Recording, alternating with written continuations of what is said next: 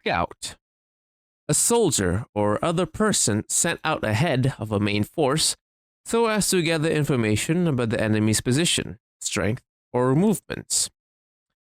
A ship or aircraft employed for reconnaissance, especially a small, fast aircraft. They got half of that right for this one. In the years leading up to the implosion of the Star League, one communications and computer company under the name of Hartford Co., led by a person of unknown identity, decided to pivot their company's path down the road of Mech manufacturing because war is coming soon, and that's where the money is. Hartford Co. Industries had little to no Mech manufacturing experience, but they had made a tank before, the Von Luckner. Look at that thing. Whoa. But that has nothing to do with the video. That tank did not lead to the mech we are discussing today. That being said, my interest has been piqued now. Like, is there a tank that led to a mech? I feel like there should be one, but I can't think of any. If there is one, tell me, because that sounds like a very fun thing to look into. But anyway, since they did not know what they were doing, they decided to start small, relatively. Scouting. Scouting vehicles are somewhat simple in construction compared to machines that are meant for frontline fighting. Honestly, you don't even need a purpose-built machine or vehicle to scout. Like, you can honestly just get a pickup truck and then slap on some armor and cameras or whatever scouting equipment on it, and then boom, scouting vehicle. But a truck with some stuff slapped on it isn't exactly cool. I mean, yeah, it is cool, but when you're in a universe where there are mechs, they're not as cool, Around this time, Bergen Industries held a de facto monopoly on scout mechs for the Star League with their Locust. This tells Hartford Co. that the Locust is exactly what the Star League is looking for in a scout mech, since there are so many of them. In a stroke of genius, Hartford Co. decided that in order to break into the market, all they had to do was make the Locust again, but bigger. And that is exactly how the Cicada came to be. Hartford created the Hartford 300 chassis, which is rated for 40 tons as the base for the Cicada. It's a pretty fast boy, this one, with a maximum speed of 129 kilometers per hour, courtesy of the Pit Band 320 fusion engine. Just like the Locust they were inspired by, the Cicada is very lightly armed, with only 2 Magna medium lasers and a single Magna 200 small laser. Those weapons will link to Hartford's own targeting computer, the Hartford S1000, and pilots talk to each other with the Hartford J15B.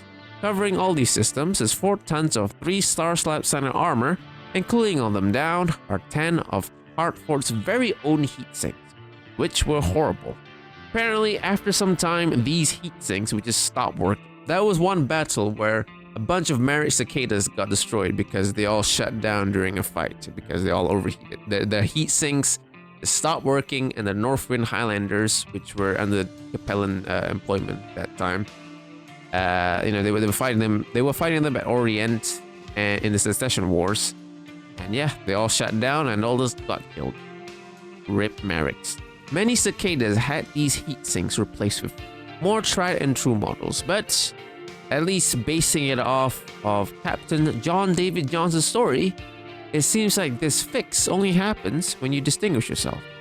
Maybe this is just an isolated case, or maybe this is like a Davion thing. But Johnson's Cicada was upgraded as a reward for a successful and distinguished deployment at Kasai 4 against the Draconians Combine. Whatever the case may be, it does not change the fact that you should not trust Hartford heatsinks with your life, because they will fail you, and then you'll die. Anyway, back to the design. This thing only has 4 tons of armor, and all of that is mainly allocated around the torso and head because that's where all the vital systems are. Sensors, the cockpit, and weapons. So with everything centralized, they didn't need arms, as that would just be dead weight at that point. In their place, they put these little shield things that would help protect the sides of the mech. There's only one other variant of the original model series, the 2B model, which is the exact same thing, but with 0.5 tons less armor and the small laser swapped for a flamer. This was intended to be an anti-infantry variant, but it's mainly used by the Capellans as a training mech. Another variant the Capellans use for training is the 3C variant, the first of the 3 Series model. This one is also largely the same thing as the original 2A, except for an extra heatsink, a smaller Vox 280 engine giving 118 km/h, 2 machine guns on the legs of all places, and a Donald PPC. How do you aim with your legs? Like if you play Mech Warrior, you know how easy it is to lose your. I mean, at least it is for me. It's so easy for me to just lose my orient. So, how do you aim with your legs, man? Sounds horrible. Anyway, next up, when Hartford has been destroyed, courtesy of the Secession Wars, the Free Worlds League picked up the mantle to produce modern cicadas. The mech's build plans were recovered with the Hell Memory Core and were given to the Free Worlds Defense Industries to manufacture them. They continued production of the original 2A for a time before designing their first model, the 3M. It is yet again similar to the original model, but upgraded with newer technology and local parts. The engine, for example, is the same brand and displacement as the original, except it's an XL. The weapons are the largest change from the original, with an Imperator Ultra AC-5 with its ammo stored in a case compartment, 2 Magna Mark II medium lasers, and a single Magna 200p small pulse laser. The pilot who was in charge of testing this new model was Lieutenant Junior Grade Marshall Haupt. Haupt graduated from his academy, holding the record for the lowest graded pilot ever in the school's history. He served 1 tour of the 2nd Orient Hussars, and in that 1 tour, he was reprimanded 6 times for disorderly conduct. Though he holds that reputation, his skills with Cicada were very notable. When the FWDI was looking for a test pilot, his company commander saw this as a great chance to get rid of him, while not wasting his talents for the mech. So he was forwarded to the company, which they then accepted, and he was promptly kicked out. The 3 Series has the most variants, especially after the clan came about, and they realized, wow, we're fucked. So they put the best technologies they had into the frame to fight off the invaders. The 3F is the first major upgrade for the model. Based on the 3M, the F replaced the chassis of endosteel, and 6.5 tons of ferrofibrous armor protects it.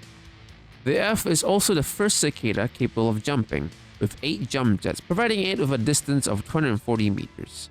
It is armed with an ER-PPC and 2 medium lasers, making it the most devastating cicada thus far. 10 double heat sinks were installed, mainly to cool down the PPC. The G variant is essentially a scout configuration of the F. It carries 0.5 tons more armor and replaces the ER-PPC with a large laser and a bagel probe. Years after the invasion, the new 3MA variant was released. This variant was intended to be a training mech to introduce pilots to new technologies that were being rediscovered. This one used the original 3M as the base. It carries 8 tons of standard armor, 10 double heat sinks, and comes with a snub PPC, 2 mediums, and a small pulse laser. The frontline version of this variant is the 3P, which is also the latest in the 3 Series line. It has a smaller 280XL engine, reducing the speed to 118 km/h, but it is armed with 4 diverse optics ER medium lasers and a heavy PPC, a weapon that was recently developed by the Recurrence Combine at the time. The latest model debuted during the Dark Age. After the Jihad, subsidiaries and personnel from FWDI chose to part ways with the company for their involvement with the Word of Blake. One of these companies was Endurian Aerotech. Endurian Aerotech was the aerospace branch of FWDI. They continued manufacturing aerospace craft until an influx of Battletech engineers and designers joined their company. Not to waste their skills and talents, AA started their Battletech branch, Westover Battletechs. The company claimed and refurbished an ancient Battletech factory on Westover and transferred it to their mech branch. The engineers got to work and created the 4A. The 4A was intended to be not a scout, but as a scout hunter. The base design is that of the 3F, but with the removal of the jump jets and an additional ton of armor at 7.5 tons. A supercharger was fitted to the drive system, giving the mech a whopping 172 kilometers per hour when activated. For weapons, it is armed with 2 variable speed pulse beam lasers and a re-engineered medium laser. The Cicada was designed to compete with the Locust, maybe to even outright replace it. It was a pretty big dream for a first mech from an inexperienced company to achieve. While it did not replace the Locust, it did find its niche within the militaries of the Innisphere. It served as a more survivable scout, if you will. If you were operating in a hotter battlefield, it can kind of tank a bit more compared to the Locust, at least. The newest version completely changed its role to a scout hunter instead, which it theoretically could do because this thing's as fast as most scout mechs. But speaking of combat, the combat record for the Cicada is a bit, up and down. Like mentioned, there was that heatsink problem that has destroyed a lot of cicadas, but then you have instances like when a Combine Recon Lance managed to defend an entire city for a couple days from a Davion force. Or 2 Steiner cicadas that ran past the enemy's front line straight to their main command bunker and destroyed it. Hartford Co. Industries did not survive the Secession Wars. Due to their central location in the system of Bryant, which was at maximum 2 jumps away from Terra, because of that they were victims of repeated raids from literally everybody. Eventually, these raids caused the full destruction of their manufacturing plant, and the company went under. The Cicada was now an endangered model. That was until centuries later, after the HAL memory core was recovered. The Free Worlds League acquired the original build plans for the Cicada and began producing the mech for themselves. For years, the Merrick militia held a monopoly on the design, using it as the main model to rebuild their scouting force. It was only when the clans invaded that the battle mech was open for purchase by the other great houses. Later, the Combine's Luthian Armor Works used the mech as a basis for one of the earliest Innisphere Omni-mechs, the Strider. Scout mechs, or just scouts in general, they're pretty important, because war isn't just running and gunning. You don't just run around and shoot people. That's logistics. There's like artillery and all that, and of course, scouting. And the Cicada in universe, probably a very useful and important mech. Knowledge is half the battle, they say, and scout mechs, well, they provide that knowledge. But in game, though, on tabletop, even more so in Mech Warrior, these things are freaking useless. I mean, unless you play on a gigantic map with double blind rules. Yeah, maybe the Cicada and just like scout mechs in general, they can be a lot more useful there. You can kind of hide them in the trees or whatever and scout or whatever. But if you're like most people, you're kind of playing on a small map, and I feel like most people don't play double blind rules, right? You know where everyone is at all times, so you can kind of just see where they are. Scouts aren't exactly the most useful type of mech for those engagements. Like, I'm sure there are like people who actually like are gods, like god tier, like light mech commanders. Like they just know what to do with light mechs. Like maybe they've even like completely overwhelmed an assault lance using only light mechs. Who knows? I'm not one of them. Every time I see one, they just kind of die. They just die. Like you just look at them and they just die. Like they don't have any armor. Like they barely have any armor. So it's just so easy to take them out. Like even if you can't hit them because they are fast, it's not like they're glass cannons or anything. Like their weapons are kind of at least the standard ones. They only have like mediums, 2 mediums and small. That's not really that big of a deal, especially if you're like a heavily armored boy. Kind of ignore it really until you take out the bigger threats, and then boom, turn around. It's your turn now, boy. Like it's even more easier to like shoot them in Mech Warrior games because, well, they're pretty big, especially compared to like Locust or whatever. Like if a train and a car is if they're traveling at the same speed, it's a lot easier to shoot that train because it's a bigger target. No. That's just the life of the cicada. Also, reading through all this, it may just, I don't know why it took me this long, but to recognize this, but it just clicked. Battletech, it's not just a cautionary tale about, unchecked power, greed and all that.